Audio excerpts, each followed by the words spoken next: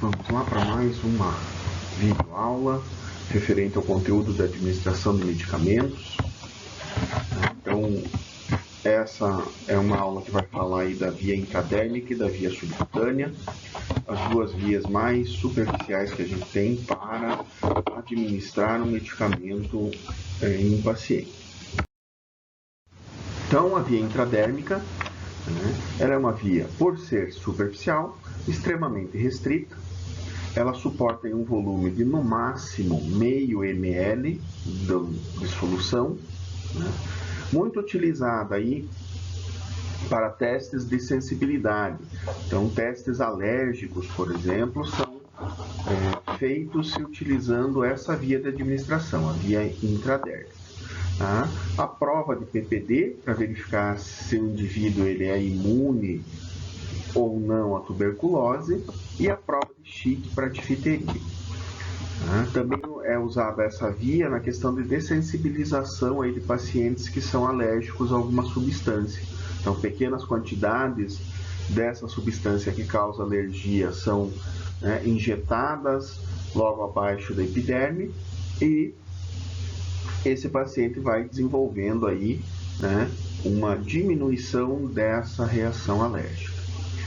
Uma aplicação extremamente importante dessa via de administração é, então, a vacina da BCG, que imuniza contra a tuberculose.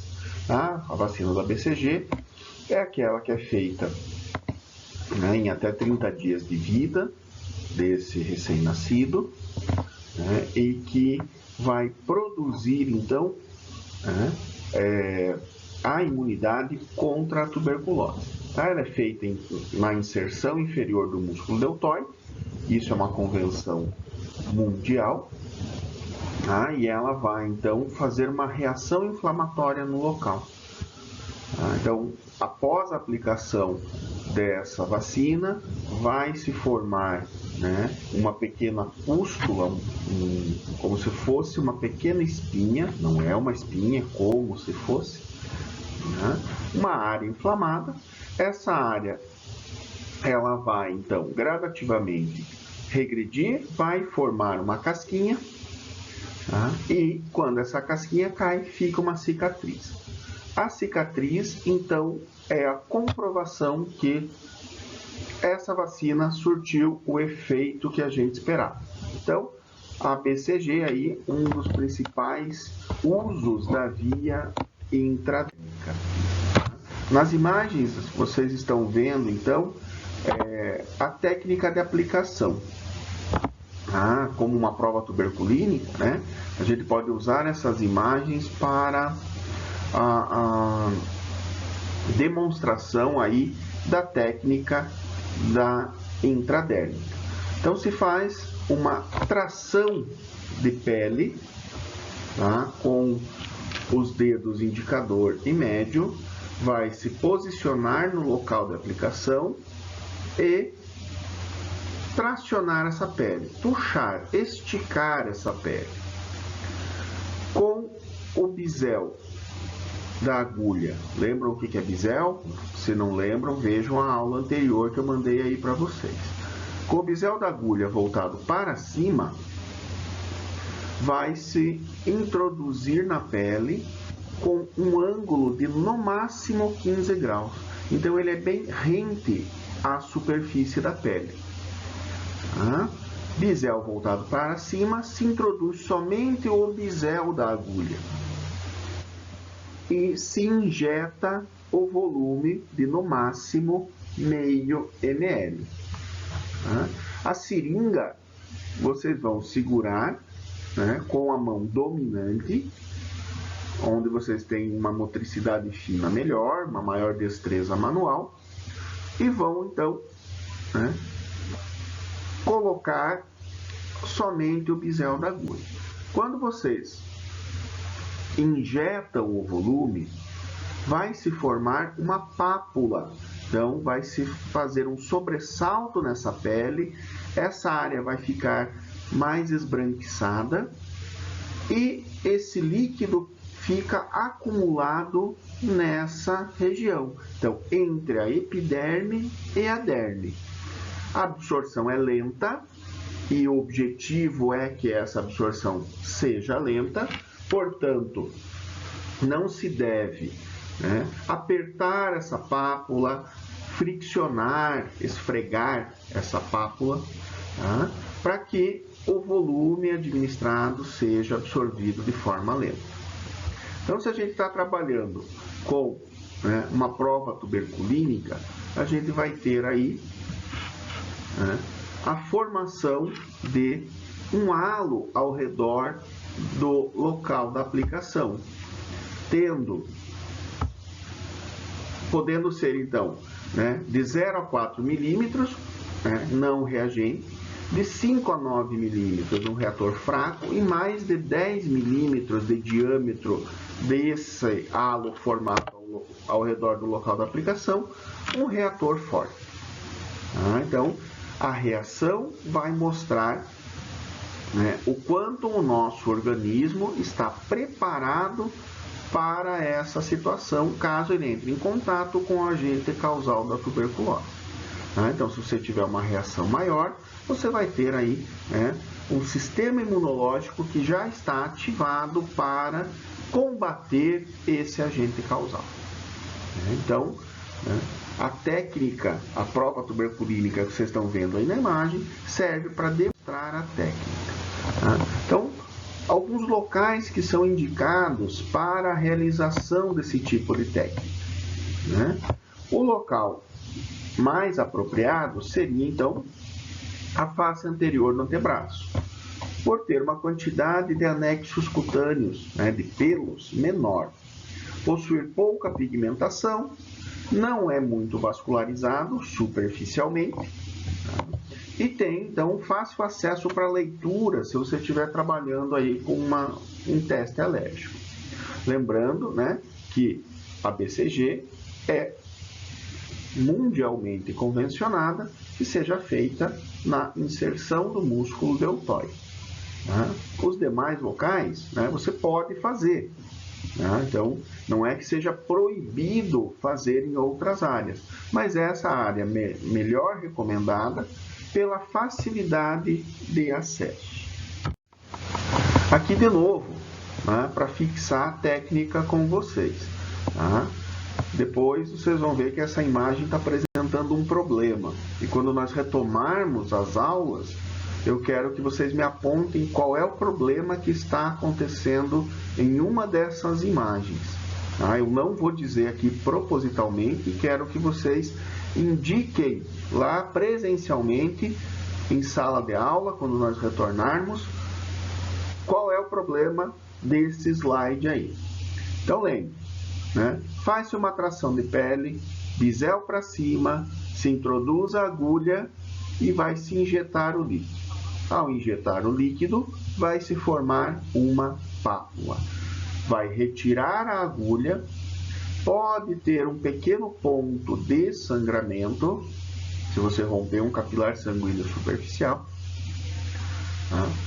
e não vai se friccionar, apertar, vai deixar a absorção de forma lenta.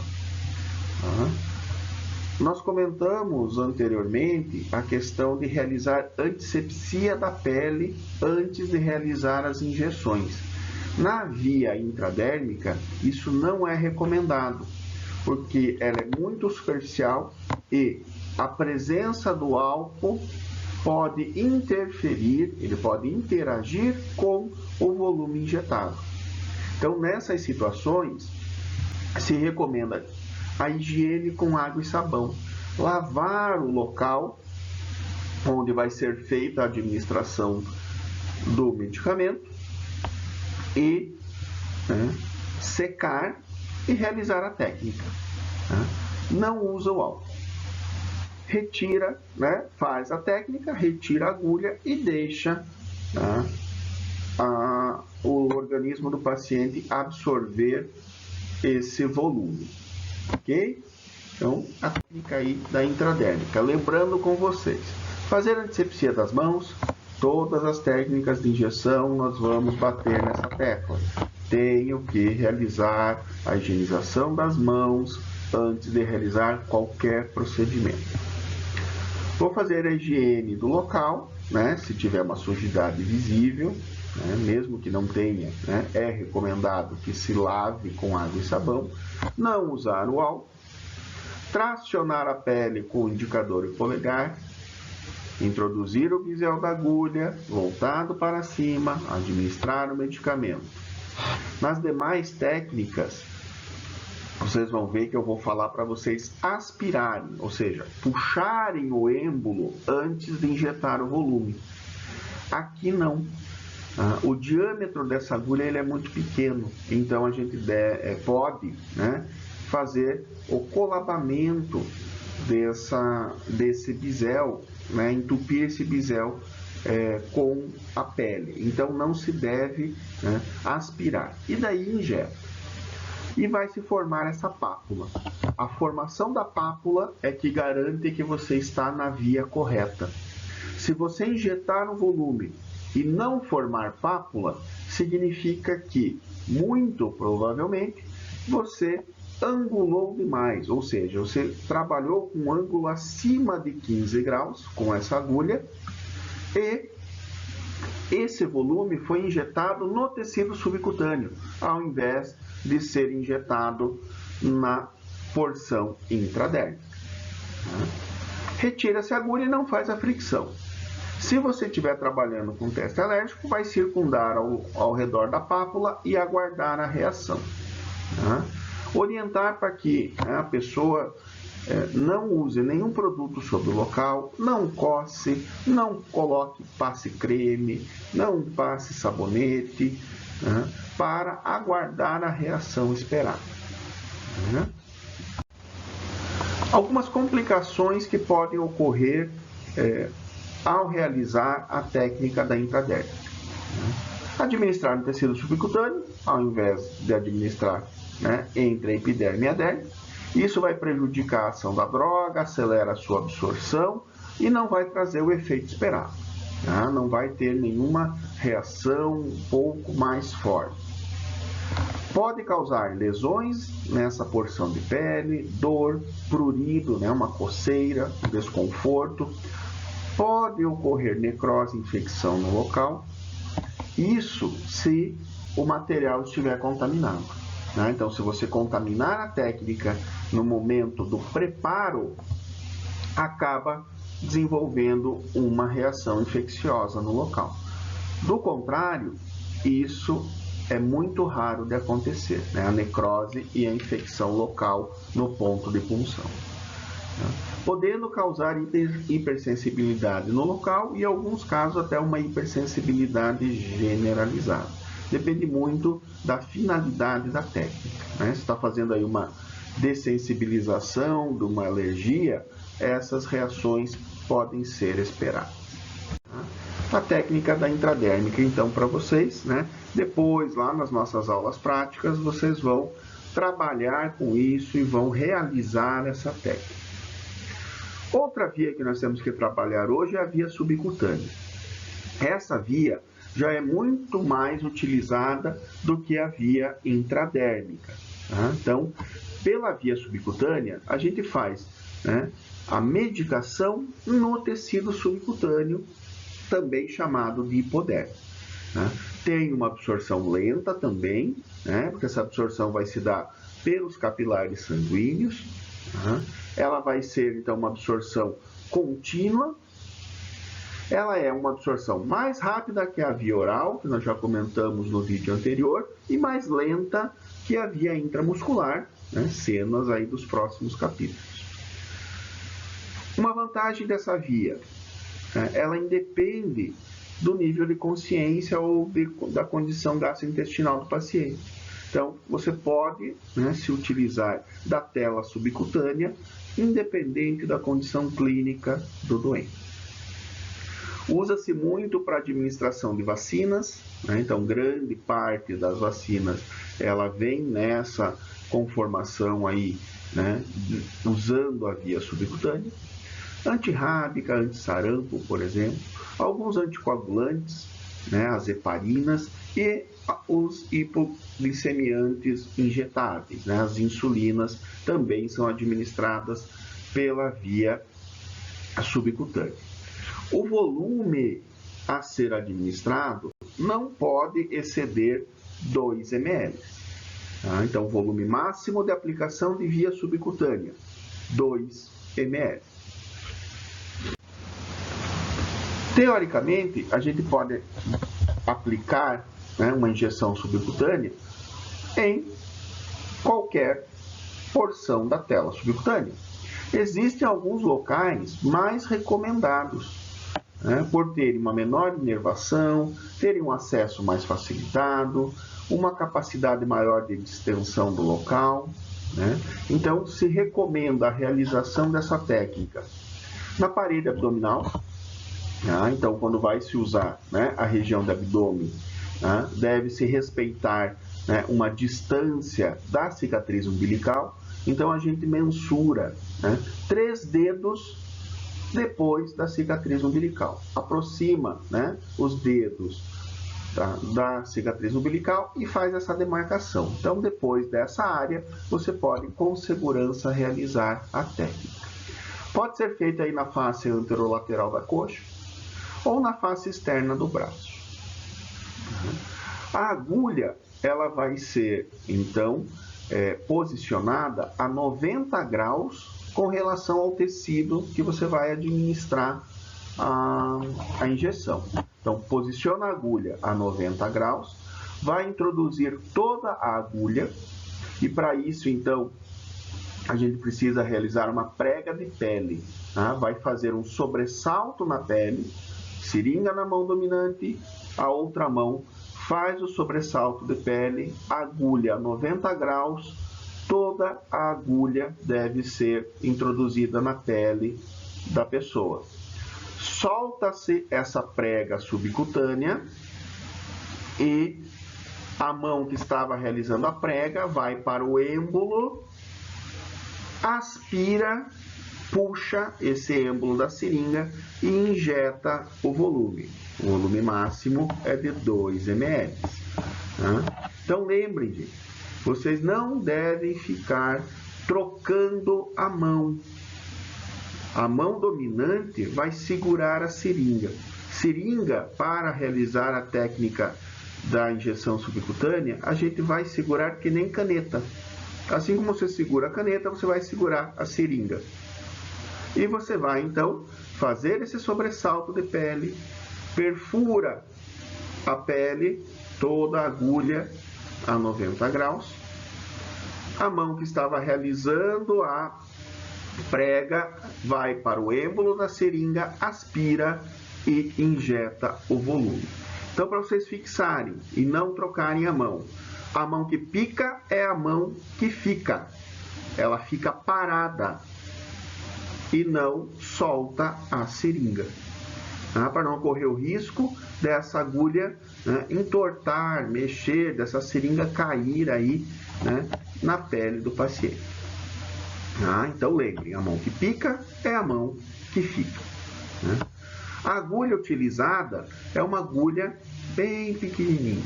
Né? É uma agulha 13 por 3,8 ou 13 por 4,5.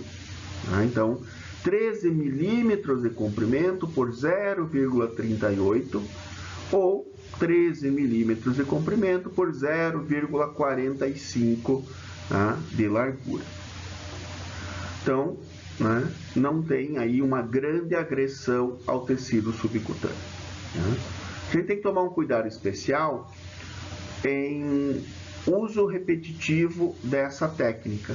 Então, o paciente que ele faz, né, o uso contínuo, né? Então, um paciente crônico que faça uso contínuo de medicação, por exemplo, um paciente diabético insulino dependente que vai realizar as injeções ao longo do dia, ele deve alternar o local de aplicação, revezar esse local para não saturar uma única região, o que prejudica a absorção da medicação.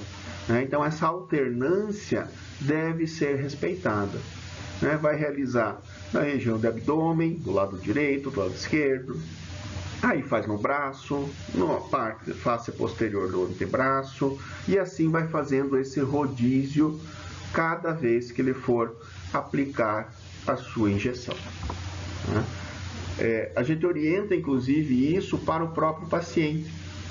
Então, não é incomum, né, que o paciente que faça uso, por exemplo, de insulina, que ele mesmo se aplique. E não é todo indivíduo que tem acesso àqueles aplicadores, aquelas canetas que fazem a injeção. Às vezes ele vai fazer uso de seringa e agulha. Então, a gente ensina essa técnica para o paciente e ele faz isso no seu domicílio. E ele vai tirando as dúvidas cada vez que elas forem surgindo. Então, aí os locais, na imagem vocês estão vendo os locais de aplicação. A região do abdômen, a face anterolateral da coxa, a face posterior do braço, face, a região interescapular, também não é usual, mas ela pode ser utilizada, e a região de flanco. Então, as duas regiões laterais aí à região abdominal. Então, são os principais locais de aplicação. Lembre, então, que a via subcutânea, ela permite essa auto-aplicação. Algumas complicações das injeções subcutâneas. Então, infecção inespecífica ou até a formação de um abscesso, uma coleção de pus no tecido subcutâneo. Volto a dizer, esse tipo de complicação só vai acontecer se você contaminar a técnica na hora de abrir o material ou na hora de realizar a aspiração. Do contrário, é muito difícil que se tenha uma infecção local. Pode-se formar um tecido fibrótico pela repetida utilização desse tecido, então isso também é evitado quando a gente faz a alternância dos locais. São registradas na literatura também o surgimento de embolias, então por lesão de vaso ou uso de drogas que sejam oleosas ou em suspensão, mas é uma porcentagem muito pequena. Pode ocorrer lesão de nervos, principalmente se for aplicada a técnica incorreta, em locais que não são recomendados. Surgimento de úlceras ou necrose tecidual. Então, volume excessivo pode levar ao surgimento dessas duas situações, não mais que 2 ml. E pode ocorrer o surgimento do que é conhecido como fenômeno de Artus, que é a formação de nódulos na região subcutânea devido às injeções repetitivas em um mesmo local. Então, é uma forma do nosso organismo se proteger dessa agressão que é a injeção repetitiva no mesmo local. A área fica saturada e o organismo vai formar um tecido fibrótico e esse tecido ele vai se conformar ali, formar um nódulo. E esse nódulo formado, a gente dá o nome de fenômeno de Artus. Na administração, então, de uma injeção por via subcutânea, de novo, e toda vez eu vou falar e bater na mesma tecla, antisepsia das mãos. Aí sim, realizar antisepsia no local usando álcool a 70%. Então, na técnica anterior, vocês viram que eu falei para vocês não usarem o álcool. E essa é a única situação. Na via subcutânea e nas demais vias, fazer a antisepsia do local com álcool a 70%. Com o polegar e o indicador e o dedo médio da mão não dominante, vai se fazer uma prega cutânea. Então, vai se pinçar a pele. Introduz a agulha. Então, lembre, toda agulha a 90 graus. Solta a prega. A mão que pica é a mão que fica. A mão que estava fazendo a prega cutânea vai para o êmbolo da seringa, aspira e administra o medicamento. Se retira a agulha, vai-se pressionar o local, uma leve pressão, não precisa apertar muito, não se faz fricção, não precisa ficar esfregando o local que foi feita a injeção. Lembre, o objetivo é que esse volume injetado tenha uma absorção lenta. Retira a agulha, vai fazer o descarte correto e, novamente, antisepsia das mãos. Então, antes e depois do procedimento, lavar a mão com água e sabão. Então, gente, vocês com certeza vão ter aí algumas dúvidas referentes a essas técnicas de injeção. Tá? Anotem as dúvidas que surgirem quando vocês assistirem a aula, e nós vamos ter um momento de aula prática assim que as coisas entrarem aí nos eixos e voltarem à sua normalidade, e essas dúvidas serão tiradas nessas aulas práticas. Tá? Então é importante que vocês façam essas anotações para não esquecer a dúvida quando a gente tiver a aula prática. Tá? Então, vejam esse vídeo quantas vezes forem necessárias, anotem as dúvidas e nós vamos aí nos falando. Vamos ter mais uma parte dessa aula, que daí nós vamos conversar sobre a via intramuscular e a via endovenosa, ok? Então, nesse período aí, aproveitem, estudem, leiam bastante, fiquem bem, não saiam de casa por enquanto. Até a próxima. Tchau, tchau.